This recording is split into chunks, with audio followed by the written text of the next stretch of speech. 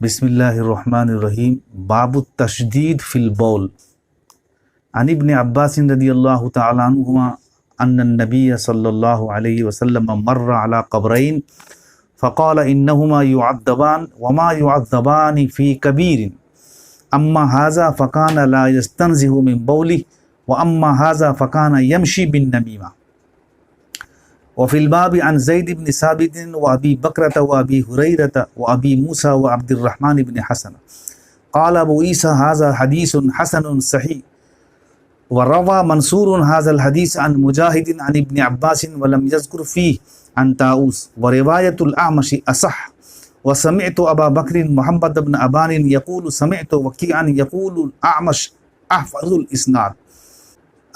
इस्नाद इब्राहीम मिन मंसूर। इस बाब में इमाम तिरमिज़ी रहमतुल्लाहि अलैहि पेशाब के सिलसिले में जो शिद्दत हुक्म वाक़े हुआ है अहादीस में, उसको बयान फरमा रहे हैं। और हदीस शरीफ जो उन्होंने ज़िक्र की है वो हदीस बहुत तवील है, बहुत लंबी हदीस है। पहली बात यह है कि सनद में ताऊस जो ज़िक्र है जिनका नाम, उनका नाम अब्दुल्ला है। ताऊसुल उलमा उनका लक़ब है। ताऊस उनका नाम नहीं है बल्कि नाम उनका अब्दुल्ला है और उनका लक़ब ताऊसुल उलमा है। हज़रत इमाम तिरमिज़ी रहमतुल्लाह अलैहि ने आमश की रिवायत को तरजीह दी है और मंसूर की रिवायत को तरजीह नहीं दी है। आमश की रिवायत में मुजाहिद और इब्न अब्बास के माबैन ताऊस का वास्ता है। ताऊस और मुजाहिद दोनों इब्न अब्बास के शागिर्द हैं। इमाम ने अपने मिजाज के मुआफ़िक आमश की रिवायत को तरजीह दी है और दलील ये दी कि इब्राहीम की सनद आमश को मंसूर के मुकाबले में ज़्यादा याद थी, मगर ये दलील ठीक नहीं है, क्योंकि सिर्फ़ एक उस्ताद की सनद में अहफ़ज़ हो जाने से ये साबित नहीं हो सकता कि तमाम असातिज़ा की सनदों में अहफ़ज़ हैं। लिहाजा मंसूर की रिवायत असह होगी आमश की रिवायत के मुकाबले में। इस हदीस शरीफ में यह है, हदीस शरीफ का तर्जमा यह है कि हुज़ूर सल्लल्लाहु अलैहि वसल्लम का गुज़र दो कब्र वालों से हुआ कि मर्रा रसूलुल्लाह सल्लल्लाहु अलैहि वसल्लम अला क़ब्रैन, दो कब्रों पर से आपका गुज़र हुआ। आपने इरशाद फरमाया इन्नहुमा युअद्दबानी, ये दोनों कब्र वाले मुअज़्ज़ब हैं, इनको अज़ाब दिया जा रहा है, ये दोनों अज़ाब में मुब्तला हैं। वमा युअज़्ज़बान फ़ी कबीर, और ये दोनों अज़ाब में जो मुब्तला हैं ये किसी बड़े गुनाह में की वजह से मुब्तला नहीं हैं। इनमें से एक ये है अम्मा हाज़ा फ़काना ला यस्तंज़िहु मिन बौलिही, जो अपने पेशाब से बचता नहीं था, यानी पेशाब के छींटे से बचता नहीं था। व अम्मा हाज़ा, और ये जो है साहिब कब्र दूसरा, फ़काना यमशी बिन नमीमा, वो चुगलखोर था, वो चुगलखोरी किया करता था। ये फ़ी कबीरिन जो फरमाया, इनको बड़ा नहीं कहा गया है, हालांकि ये दोनों बहुत बड़े हैं। तो मतलब ये है कि ये हल्का, आम तौर से लोगों के मुआशरे में इसकी तरफ कोई अहमियत नहीं देता और अहमियत नहीं दी जाती, इसकी तरफ लोग ज़्यादा जो है ख़याल नहीं करते, मगर इन्हीं चीज़ों की वजह से एक अज़ाब कब्र जैसी चीज़ उनके ऊपर जो है मुसल्लत कर दी जाती है। तो इनको बहुत हल्का समझा जाता है। ये अफ़आल ऐसे हैं जिनको बहुत हल्का समझा जाता है, इस माने कर आपने फ़ी कबीरीन फरमाया है। वरना सवाल होगा कि ये दोनों जब मुअज़्ज़ब हैं तो इनके जिनके अफ़आल की वजह से, जिन फ़ेल की वजह से, जिन अमल की वजह से इनको मुअज़्ज़ब किया गया, यानी इनको अज़ाब में मुब्तला किया गया, तो वो कबीर कैसे नहीं होंगे? तो इसलिए उसका जवाब यही बनेगा। तो इसका हदीस शरीफ में हुज़ूर सल्लम ने फरमाया कि इन दोनों को कोई अहम मामले में सज़ा नहीं हो रही है। तो यहाँ तो है फ़ी कबीरिन, तो बुखारी शरीफ की एक रिवायत में है कि वमा युअज़्ज़बान फ़ी कबीरिन, उसके बाद है बला, उसका इजाफ़ा है, जिसका मतलब यह है कि उनको अहम मामले में सज़ा हो रही है। तो जब तारुज़ हुआ तो उसका दफ़ा यही है कि दुनिया के मामले में तो कोई अहम मामला नहीं है, मगर आखिरत के लिहाज से बहुत अहम है। एक पेशाब से बचता नहीं था, यानी पेशाब की छींटों से बचता नहीं था।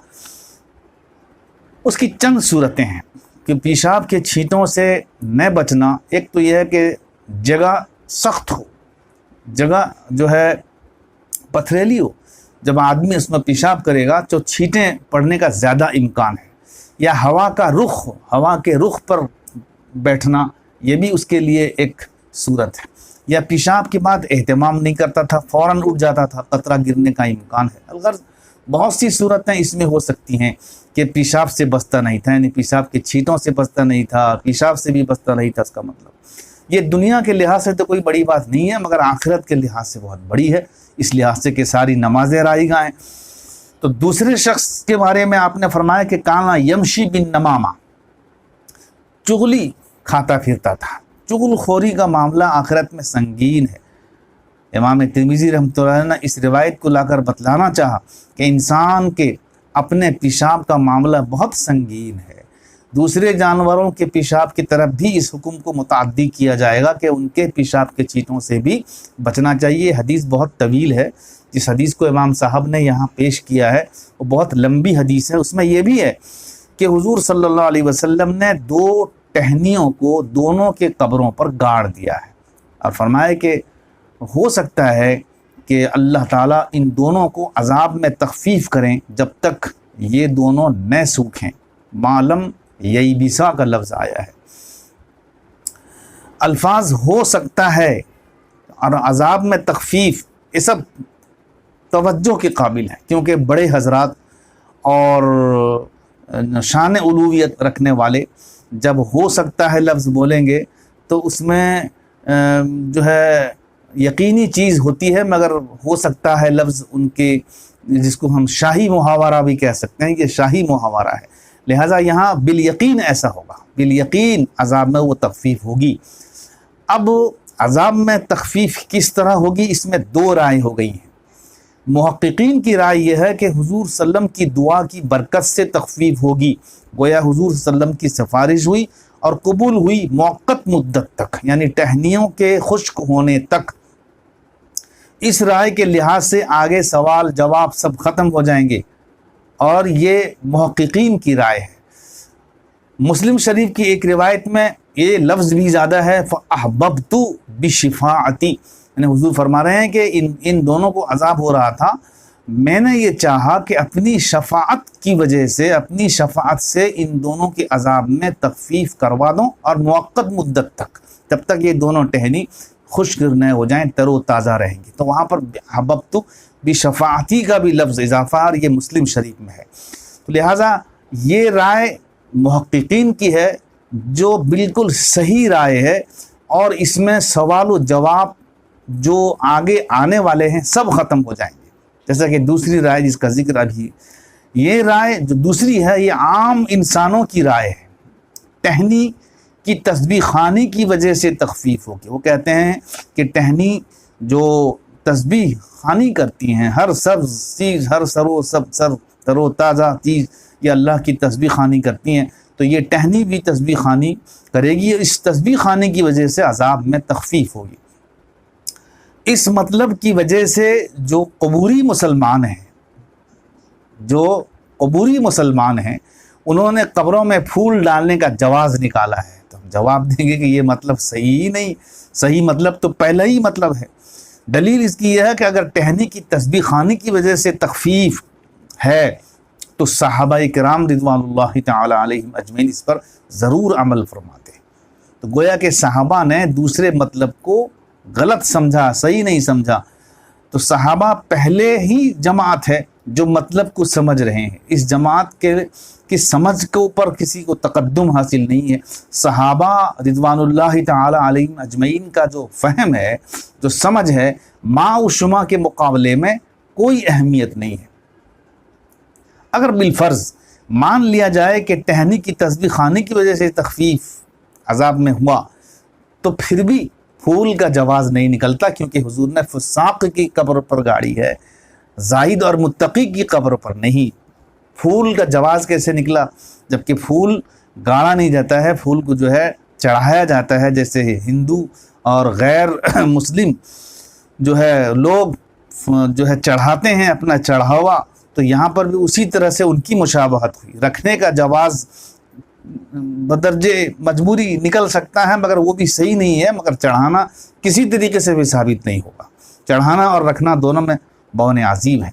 तो कब्र में फूल चढ़ाना एक इबादत है जिसमें अहले हुनूद, गैर मुस्लिमीन, बुतों साहिबीन, बुतों वाले, मूर्ति वाले ये सब किया करते हैं, जो शिरक है। खुलासा ये निकला कि ये जो दो मतालिब निकाले गए हैं इसमें से एक ही मतलब जो पहला वाला है वो सही है, और दूसरा मतलब जो दूसरा वाला है वो बिल्कुल गलत है, ये मतलब सही नहीं है। जिसको सहाबा इकराम ने समझा है वो पहला ही मतलब है। तो खुलासा ये निकला कि ये जो है कब्रों में गाड़ा जाता है और उसको ये समझा जाता है कि जब तक अज़ाब ये दोनों खुश्क रहेंगे और ये दोनों तरोताज़ा और हरे भरे रहेंगे, अज़ाब में तख़फ़ीफ़ होगी। ये मतलब दूसरा मतलब है, ये मतलब सही नहीं है किसी के यहाँ भी, क्योंकि सहाबा इकराम पहली जमात थे कि जो अहादीस के मतालिब को समझने वाली हैं। जब उन्होंने ये चीज़ समझी नहीं है तो उनकी समझ हमारे और आपके समझ के ऊपर उनकी समझ को तकद्दुम हासिल होगा, लिहाजा ये मतलब निकालना सही नहीं है। और मुस्लिम शरीफ की उस रिवायत को अगर ले ली जाए तो उसके मुताबिक तो कुछ भी नहीं है, इसलिए कि यहाँ पर टहनी रखने का जवाज़ भी नहीं मालूम होता है, क्योंकि हुजूर ने वहाँ फरमा दिया है कि मेरी शफाअत की वजह से इन दोनों साहिबे कब्र को जो है अज़ाब हुआ है, मेरी शफाअत, इसकी वजह से इसका कोई जवाज़ ही नहीं निकलता है। वल्लाहु आलम।